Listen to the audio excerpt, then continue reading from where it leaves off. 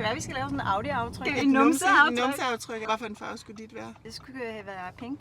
Pink?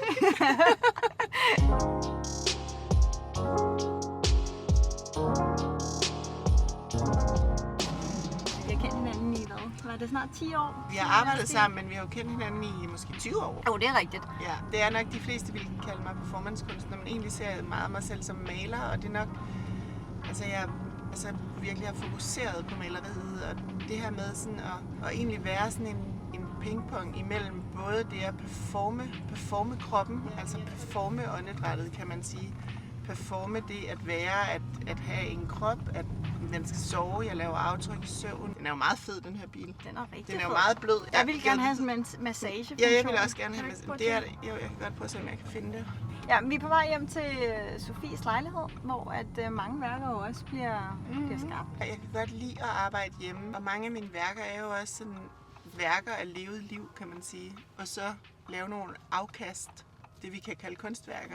Og også det der med at ligesom komme mere ned i kroppen, som jeg jo også som tidligere danser virkelig også kan relatere til. Ikke?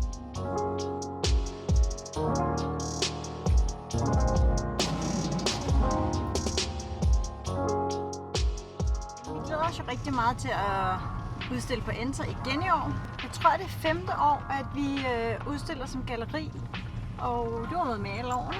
Mm-hmm. Ja. Sidste år, der lavede vi faktisk en performance, eller du lavede siger vi. Du lavede en performance, et af de her syngeværker inde på messen. Men det er jo lidt specielt at lave performance i sådan en setting. Det er jo virkelig et købevindue. Folk, de kommer der, som nogen er samlere, og som samler meget, sådan har samlet mange år. Men der er også nye, ikke? Altså det er jo det, der er ret fedt ved sådan en messe, tænker jeg. Jamen der er jo, kan man sige, kunst for alle på en eller anden måde. Det er det, som jeg synes virkelig Enter har været rigtig, rigtig stærke og er vigtige også for gallerierne, der deltager.